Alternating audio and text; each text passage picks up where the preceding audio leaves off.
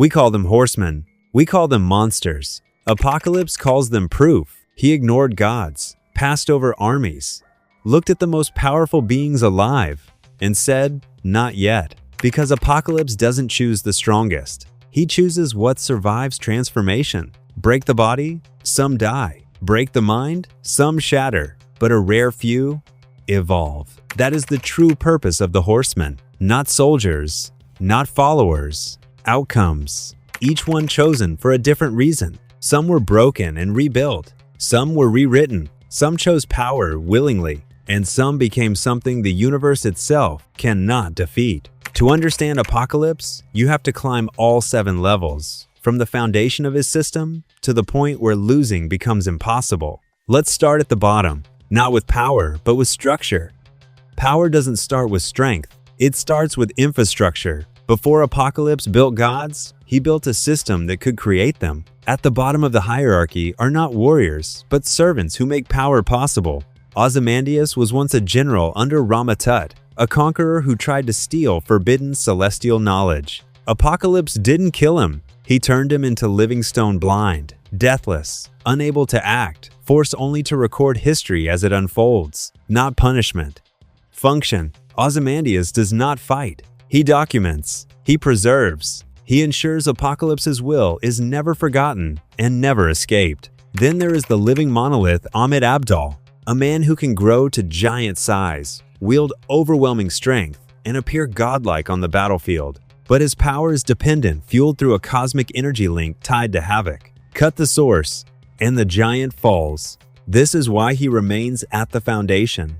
Not weak, but conditional. And above them both stands the seed of the entire philosophy. Rama-Tut, the time traveler who introduced young Ensaban Nur to one brutal idea: survival decides worth. He didn't fight for Apocalypse. He didn't rule beside him. He planted a belief and walked away. Everything that followed, every horseman, every war, every transformation grew from that single idea. Level 1 is not about destruction. It is about structure. The system that records. The system that powers. The system that decides who is worth remaking. Because before Apocalypse could choose the strongest, he first had to build a machine that creates strength. And once that machine existed, he began feeding it the broken.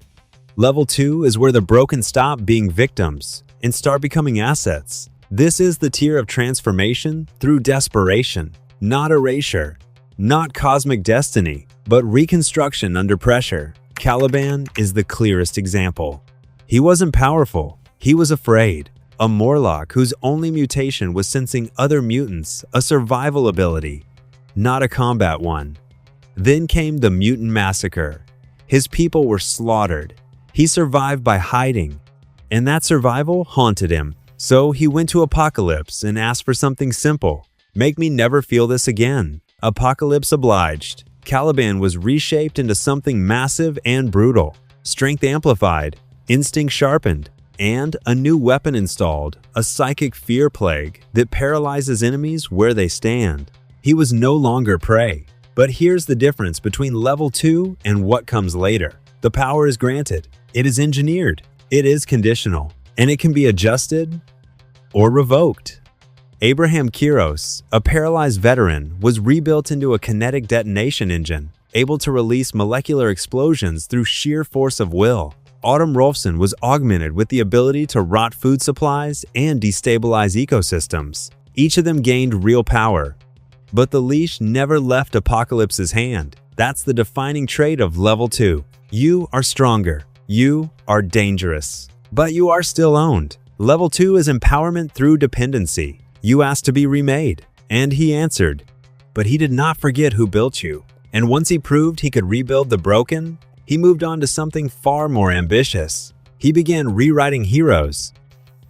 Level 3 is where Apocalypse stops fixing the broken and starts replacing the person. Power is no longer granted. It is installed. Identity becomes the price. And no story defines this tier better than Warren Worthington III. Once, he was Archangel, one of the original X-Men. White wings, public hero, a life built on hope.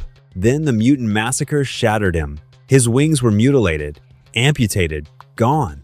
Broken, grieving, empty. That's when Apocalypse found him. What followed was not healing. It was conversion. Feathers replaced with techno-organic metal, wings sharpened into blades, neurotoxin projectiles capable of killing on contact.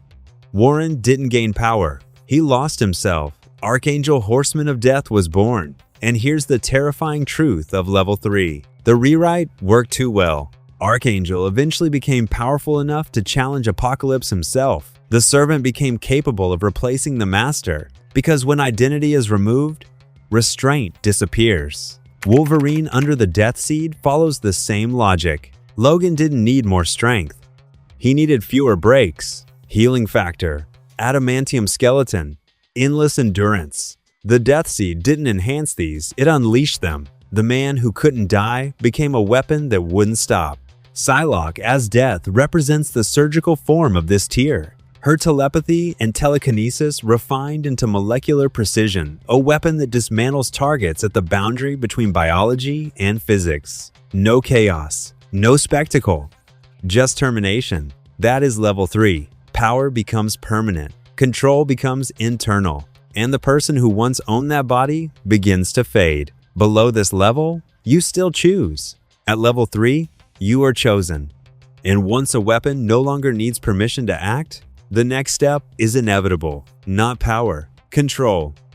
Level 4 is where Apocalypse stops thinking in terms of individuals and starts thinking in terms of systems. At this tier, the target isn't a hero, it isn't a team, it isn't even a city, it's the planet. Storm as Famine is the perfect example.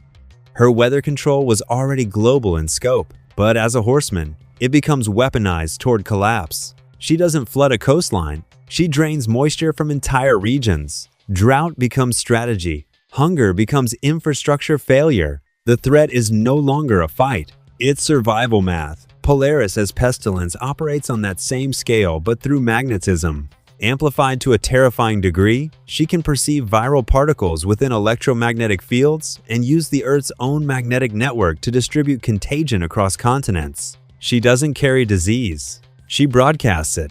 Sunfire, twisted into famine, takes elemental force to atmospheric levels. His solar plasma burns beyond the battlefield, threatening to ignite air itself. At Level 4, power shifts from personal destruction to ecological manipulation. These horsemen don't kill you directly, they make the world unlivable, and that's the defining jump. Below this tier, Apocalypse tests people. At Level 4, he tests species.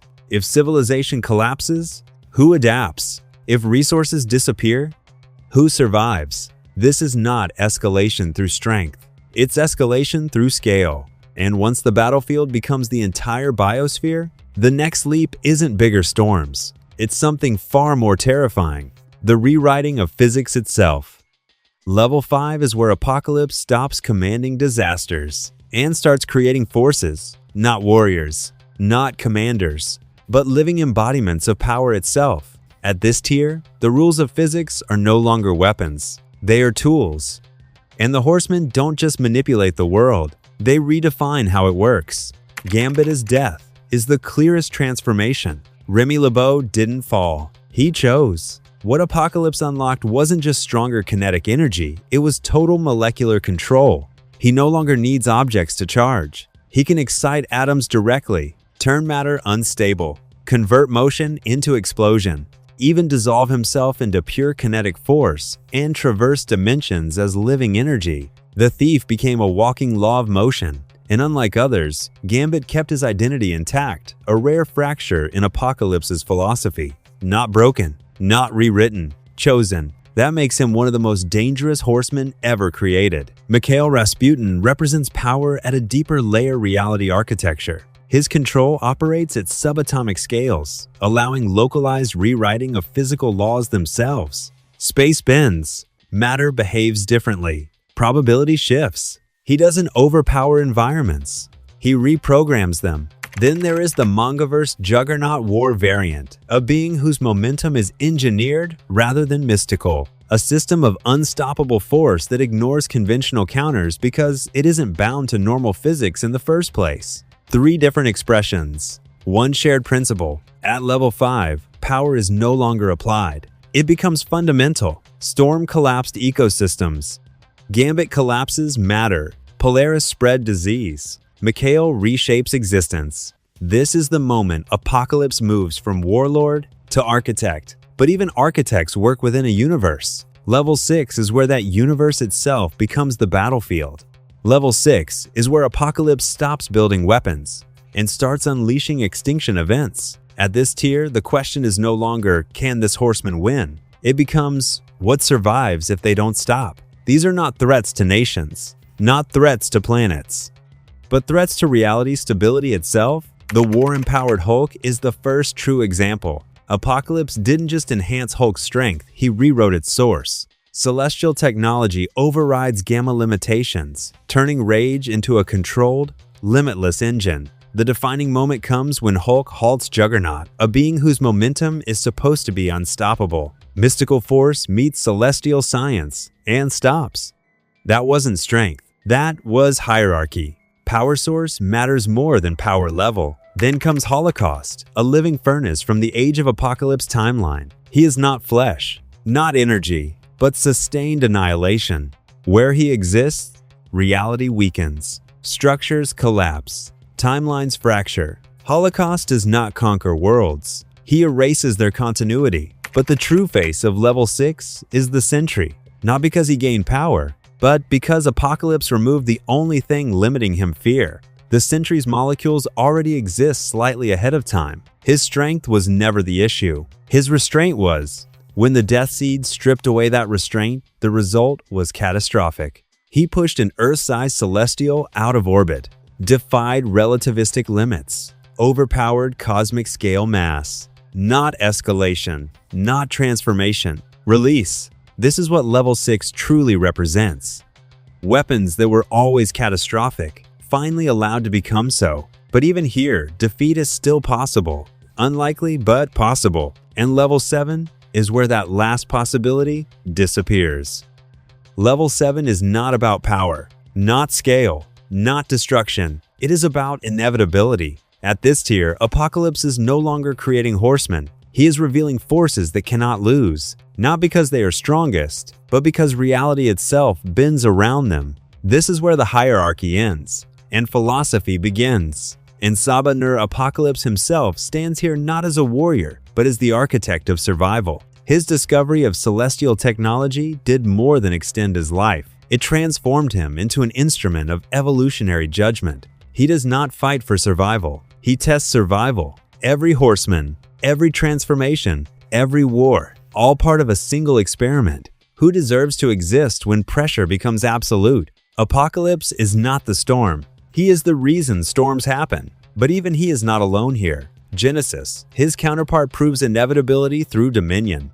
When the realm of Amenth unleashed endless war upon Okara, Genesis did not merely survive, she conquered the impossible. 10,000 years of battle, a dimension designed to break minds and civilizations. And she endured, until even annihilation itself became her weapon. Not resistance, not survival, rule. Genesis represents inevitability through will. And then there is Isca the Unbeaten. Not strong, not fast, not unstoppable, unlosable. Her mutation is not combat, it is outcome control. Reality reorganizes to ensure her victory. Probability rewrites itself. Paths shift, choices vanish. During the War of Amenth, she did the unthinkable. She betrayed her own people. Not by choice, but because her power forced her toward the winning side. To lose would break her existence. This is the terrifying truth of Level 7. Not strength, not destruction, but certainty. Apocalypse represents survival tested. Genesis represents survival commanded. Isca represents survival guaranteed. At this level, defeat is not unlikely. It is impossible. And when defeat becomes impossible, power no longer matters. Only outcome. We call them horsemen because the name feels ancient, but they aren't symbols of the end. They are symbols of selection. Apocalypse never chased chaos. He engineered pressure, and then he watched. Watched who broke, watched who adapted, watched who evolved. That is the real hierarchy. From servants to forged weapons, to rewritten heroes, to planetary disasters, to forces of physics, to cosmic extinction, to inevitability itself. 7 levels, not of strength, of survival. And here's the twist. The Horsemen weren't proof that Apocalypse was right. They were proof that the universe already agreed with him. So the next time you see one of these names on a card, in a comic, in a crossover, don't ask how powerful they are. Ask what they endured. Because in Apocalypse's world, power isn't given. It's revealed. And the only question that ever mattered was this: when pressure comes, what are you?